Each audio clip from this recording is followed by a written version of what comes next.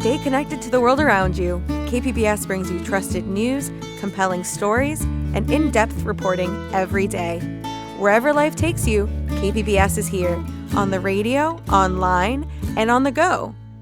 Discover more at kpbs.org.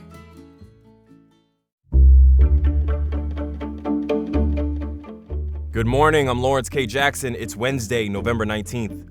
The county votes to support legal efforts to restore Medi-Cal funds for Planned Parenthood. More on that next, but first, the headlines.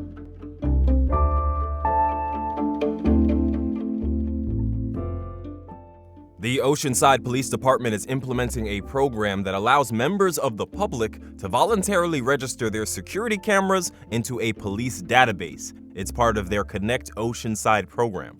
Volunteers are then added to a network of cameras. OPD says that registering does not give the department a live feed into the cameras, but instead provides exact camera location information.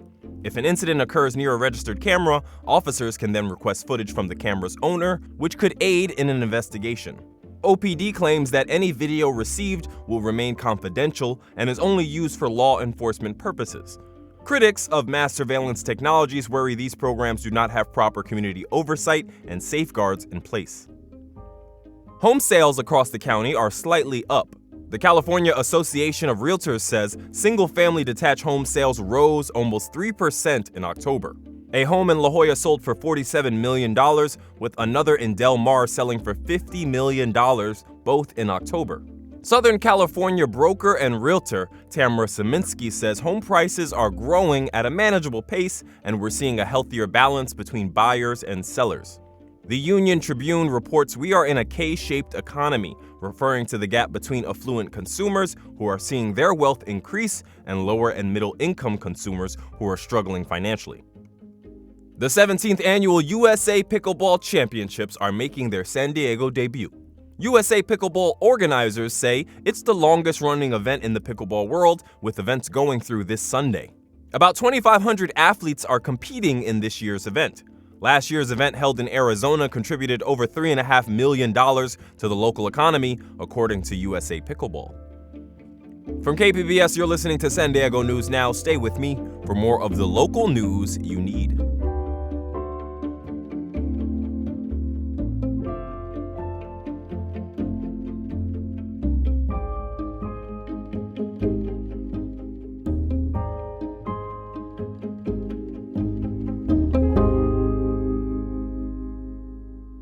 KPBS On Demand is supported by Paint Care, offering households and businesses in California more than 800 leftover paint drop-off sites for recycling. Quantities of 100-plus gallons of paint may qualify for a large volume pickup. Learn more at paintcare.org.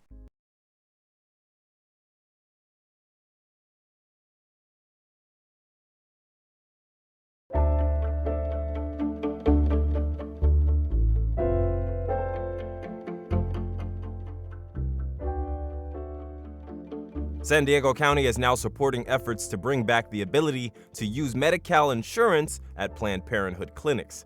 Here's reporter John Carroll. We are here today because Donald Trump is trying to take basic health care away from tens of thousands of San Diegans. San Diego County Supervisor Board Chair Lawson-Remer at a Tuesday morning news conference, spelling out what she says are the consequences of a provision in the so-called Big Beautiful Bill.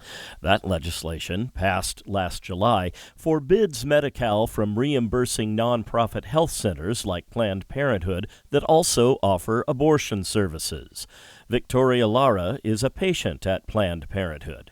I myself have counted on Planned Parenthood for compassionate and affordable sexual and reproductive health care. If I didn't have Planned Parenthood, it would have devastating consequences for myself and for hundreds of thousands of other patients across San Diego County. Later on Tuesday morning, the Board of Supervisors voted to direct the county's lawyer to support efforts by California Attorney General Rob Bonta and other state attorneys general to repeal the defund provision. A decision from a federal appeals court is pending. John Carroll, KPBS News.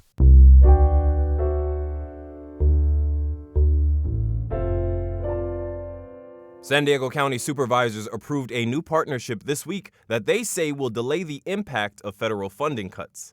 Health reporter Heidi DeMarco says it relies on money from local philanthropists.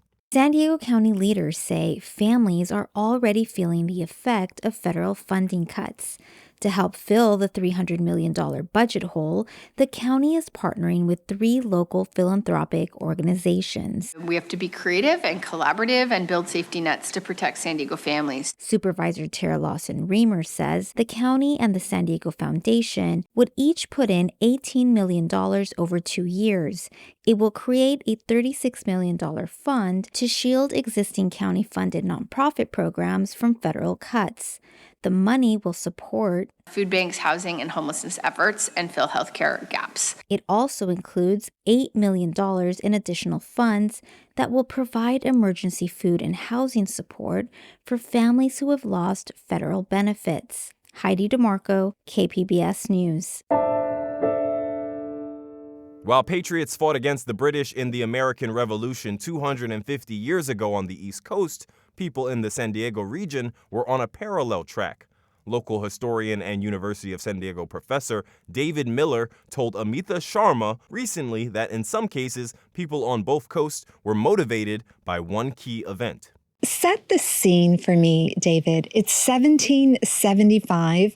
The American Revolution has just started on the East Coast. What had happened recently in the San Diego region? It was a few years before, in 1769, that the Spanish first arrived in a permanent way. They'd been here very briefly with Cabrillo in 1542, but 1769 is the first permanent Spanish settlement. And so you would have had above what is now Old Town and the Presidio Hill, the establishment of the Presidio, and the mission had moved to its present location up in Mission Valley.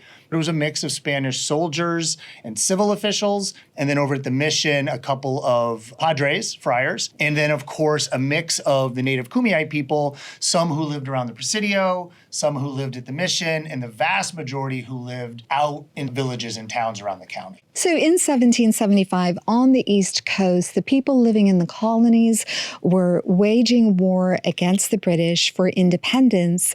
Indigenous people in the San Diego region were getting started on their own revolt. Tell me about that. Yes. So at almost the exact same time, November of 1775, the Kumeyaay, specifically the Kumeyaay that lived south of the San Diego River, the Tipai, they organized a revolt against the presence of the Spanish. And so November 4th and 5th, they sent soldiers, warriors, to surround the Presidio and occupy the Spanish soldiers, while another contingent went over to the mission itself and actually attacked the mission, burned it down, dragged one of the fathers, Father Jaime, out down to the San Diego River where they murdered him. But this was all, in the big picture, a response to Spanish colonial presence in San Diego. And so the Kumeyaay were, not to draw too many parallels, it's certainly different, but while the Americans are responding in their own way to English colonial realities, the Kumeyaay were responding to the Spanish colonial realities. What's the connection between the French and Indian War, the American Revolution, the Kumeyaay Revolt, and the founding of San Diego? The French and Indian War, the result of it was that essentially Britain was ascendant in North America, and the French left for the most part. And it set the conditions that would eventually lead to the American Revolution, specifically issues about land, the presence of British troops, and taxes. At the exact same time, it sets the conditions for what's going to become the establishment of San Diego. Remember, the Spanish had been here in 1542 but left. But as a result of the war and the reshuffling of global powers, the Spanish realized we need to have a stronger claim on our lands in Alta California in case the British get any ideas. What is your sense about what people on the East Coast knew about what was happening here in San Diego at the time? I suspect not much, just given distances and times and the ability to get information across those distances. But what's interesting is the other direction. Many of the people in San Diego were aware of what was happening.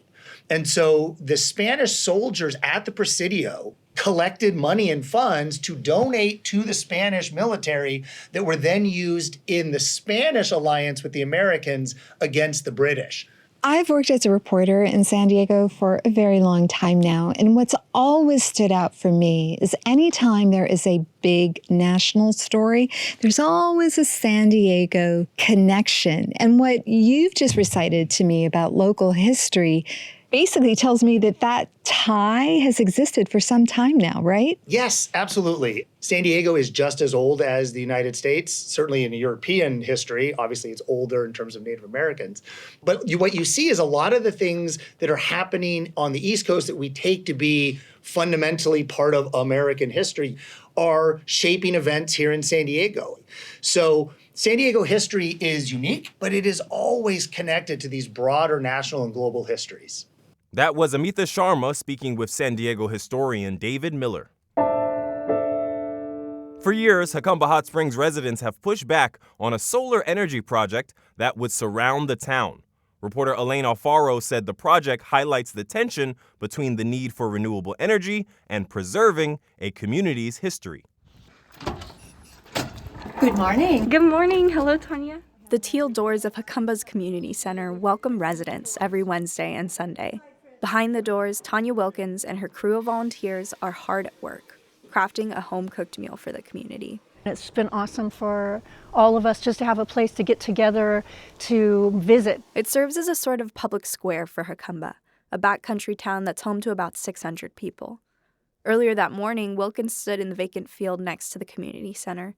She talks about the spiritual connection she has to her home, its open spaces, rugged beauty, and Native American history. I just feel like this long, like whispers and voices and calm and together, like a soft swirl of creation and life. Everything old up to now, because it's all still here. All of that old energy is still out here. That old energy, which also bubbles up through Jacumba's hot springs, is part of what keeps the community together. It's also the lifeblood of their economy. One of the local hotel owners, Jeff Osborne, says his business attracts about 120 visitors a day. However, change is coming to Jacumba that could soon make it look and feel a lot different. We are in the field that they want to turn into the solar farm, the Jacumba Valley Ranch Solar Farm. And this is right outside of our community center. It's going to be 15 feet tall. A more than 600-acre solar project is in the works. Plans call for vast arrays of solar panels. If completed, Wilkins and others fear it will cast a long shadow over Jacumba and everything that makes it special. It can't happen. It just can't happen. The County of San Diego approved the 90-megawatt solar energy project back in 2021. Its official name is the Jacumba Valley Ranch Energy Park, known in the community as JVR. The community filed a lawsuit against the project in 2021, but lost. This is still not fair, and we're not going to give up. Earlier this month, the county's planning department approved one of the final permits for JVR. A county representative said in an emailed statement the development could start any day now. There's little argument in Jacumba about the ongoing need to produce renewable energy. The JVR project promises to produce a 20-year supply of renewable energy for San Diego Community Power, one of the regional energy providers. But residents and advocates see inequities. While some of JVR's energy will go back into Jacumba, it will also power multiple communities far from the town. Bill Powers is an engineer in San Diego and a board member of Protect Our Communities. He's a critic of how community power handles these projects. The JVR contract will be paid for by the Jacumba Hot Springs residents and everyone else who's a customer. It is absolutely fundamental that whatever price is negotiated for that contract will either make the total bill a little more or a little less. The problem is we just don't know because we can't see the contract terms. San Diego Community Power sent KPBS a copy of the power purchase agreement, also known as a PPA, but it was heavily redacted and did not contain key information regarding the project's price and rates. We don't know if they're getting the lowest cost PPAs they can find. In fact, it would really help in the case of JVR to know, are you at least getting a good deal? KPBS requested an interview with San Diego Community Power, but they declined. Jeff Osborne is a local business owner and a leader of the community's opposition. In terms of scale, we thought it was too big and we just wanted it to be smaller. We're not against all of it. We just feel like the developer and the county could probably help us come to some sort of compromise. In recent years, the county required the project's developer to increase the setback distance between residential homes and the project. The developer, Bayware Americas, also created a $4 million community fund. Representatives from Bayware were not available for an interview in time for this story, but they sent an emailed statement saying, quote, JVR Energy Park will provide a robust local renewable energy supply, improving grid reliability in San Diego County by increasing access to local sources of energy, end quote. Community members say they're not giving up. Osborne said he's preparing another suit. Elaine Alfaro, KPBS News.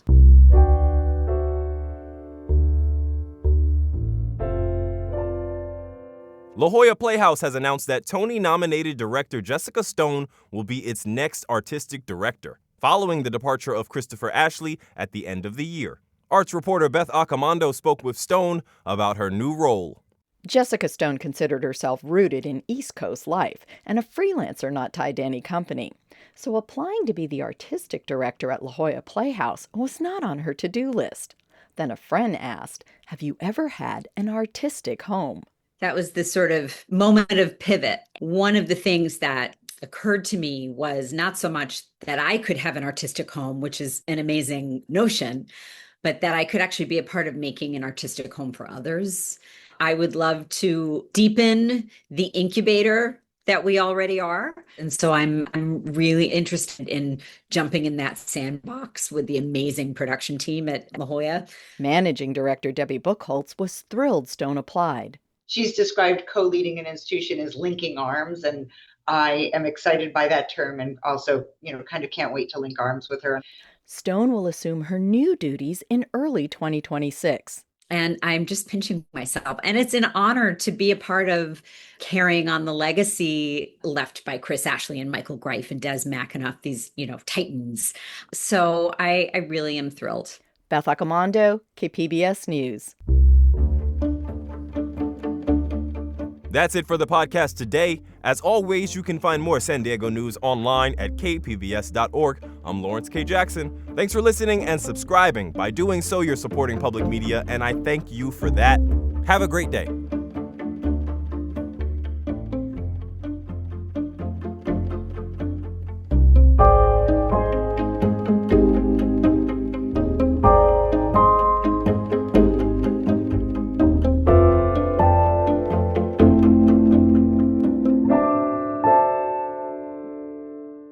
KPBS On Demand is supported by Parks California in partnership with California State Parks presents Arts in California Parks, a program offering interactive arts and cultural events in parks throughout the state. Event info at parkscalifornia.org/arts.